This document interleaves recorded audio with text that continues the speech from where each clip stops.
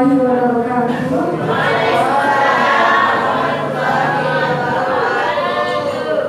Bismillahirrahmanirrahim. Alhamdulillahirabbil alamin.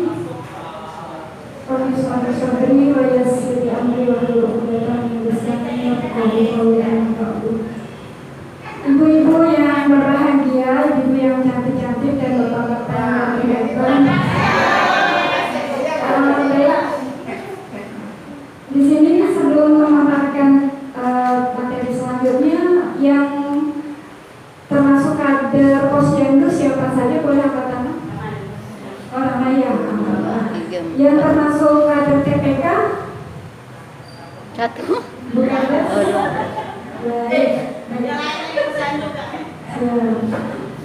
Baik, ibu-ibu yang berbahagia.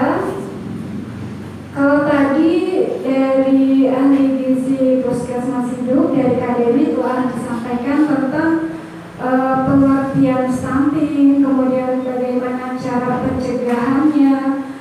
Nah, ternyata tadi di akhir materi bahwa stunting itu keadaannya muter terus ya, muter artinya siklusnya itu gak putus.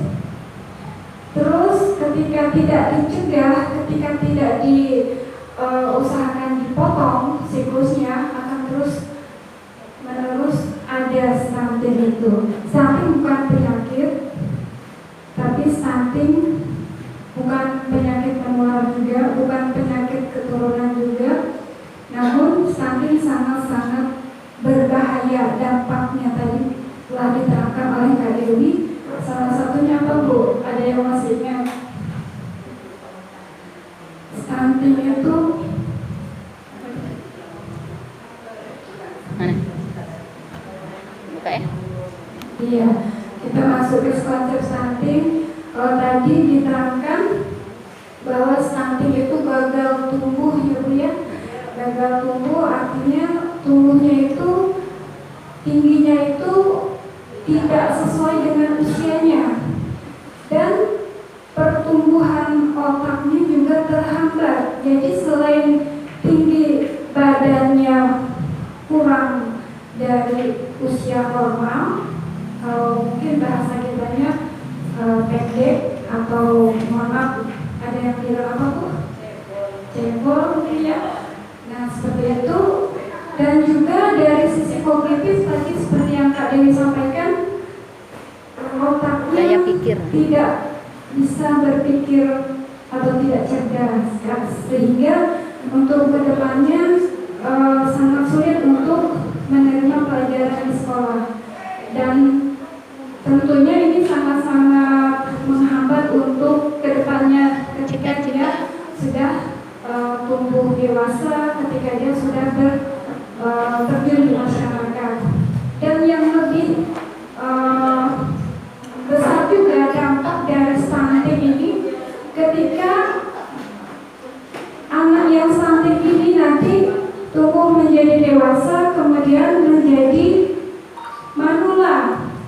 Dia akan menjadi manula yang rentan terhadap penyakit Bu. Jadi mudah terkena penyakit yang tidak menular. Seperti apa tuh kalau biasanya penyakit yang sering menghinggapi para manula? Ada yang tahu? Iya, darah tinggi. Kemudian apa lagi Bu? Stroke, ya, diabetes, dan penyakit-penyakit tidak menular lainnya yang biasanya hinggap atau terjadi kepada manula itu resikonya tinggi dapat menghinggap atau terkena kepada anak yang stunting yang nanti dia berusia lanjut seperti itu. Nah, ibu-ibu yang berbahagia, ternyata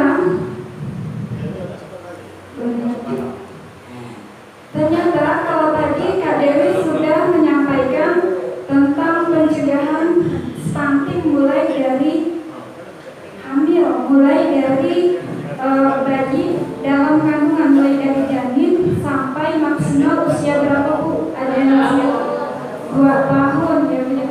Karena tadi dikatakan 1000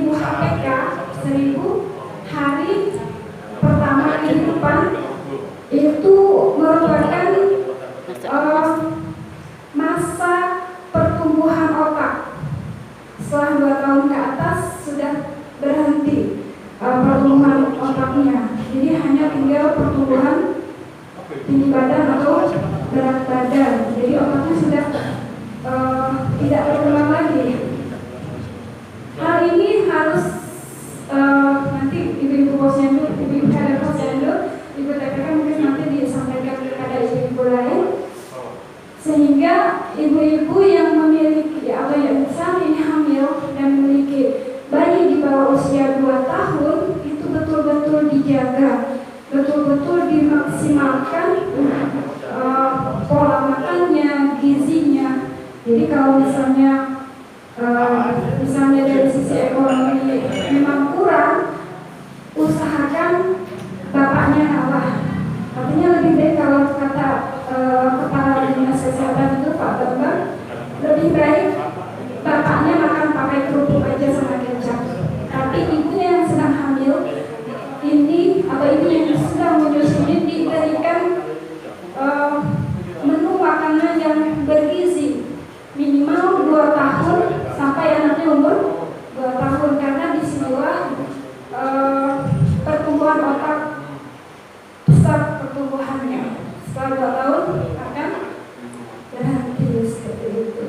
Jadi Masya Allah ibu ya, ketika kita tadi seperti yang disampaikan tadi, bahwa pengetahuan ibu tentang gizi ini sangat-sangat penting karena kaitannya tadi dengan bagaimana kita memprioritaskan ketika kita menyiapkan hidangan, kita berusaha memberikan yang terbaik untuk buah hati kita melalui konsumsi yang kita makan ketika kita hamil atau ibu-ibu hamil dan menyusui.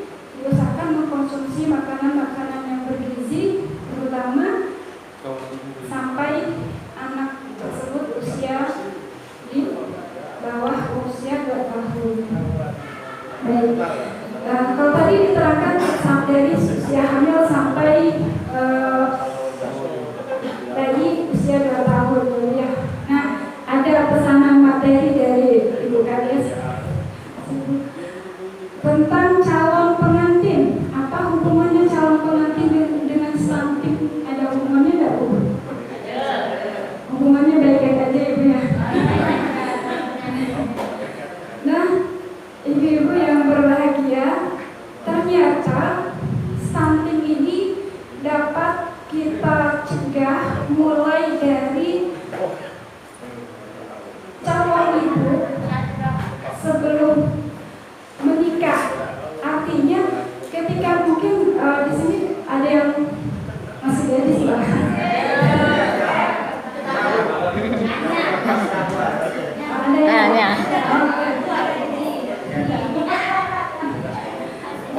Ternyata stunting ini dapat kita cegah mulai dari atau kita persiapkan untuk tidak terjadi mulai dari remaja putri tersebut atau si calon ibu tersebut sebelum nikah. Artinya masih calon pengantin seperti itu.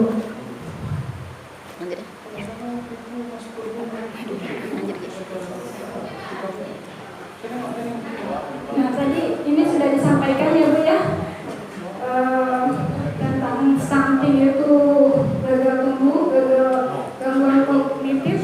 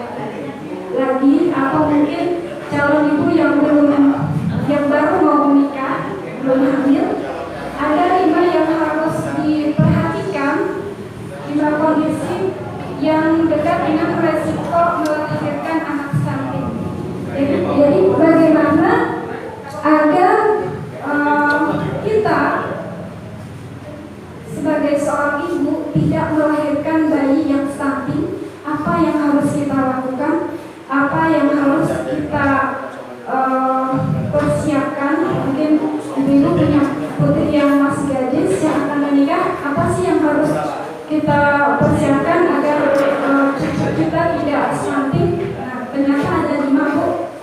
Tidak susah juga sebetulnya. Namun ketika kita tidak mengetahui ilmu ini akan dianggap sepele ya Bu ya. Mungkin di antara kita lebih ketika mempersiapkan perkawinan lebih sibuk dengan urusan catering ya Bu ya. Urusan hiasan pelaminan atau mungkin kalau sekarang pre-wedding gitu ya. Nah, untuk persiapan diri si ibu itu sendiri tidak dipersiapkan sebaik mungkin sehingga resiko untuk melahirkan bayi yang selanjutnya tinggi. Agar itu tidak terjadi, ada 5 faktor atau 5 kondisi yang harus sama-sama kita perhatikan, harus sama-sama kita menjadi yang prioritas ketika seorang remaja putri akan menikah, yaitu yang pertama indeks massa tubuh atau IMT. Nah, IMT ini rumusnya Bu, berat badan satuannya kilo dibagi tinggi badan, seperti itu.